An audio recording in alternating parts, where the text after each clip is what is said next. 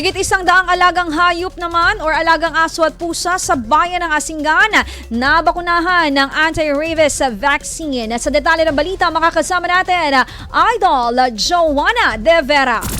IFM News.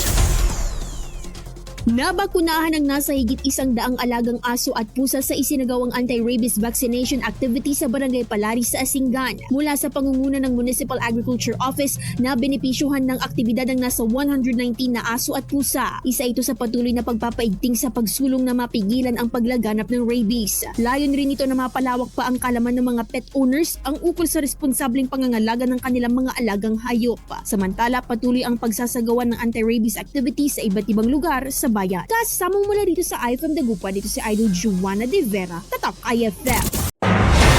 IFM News. IFM News. IFM News.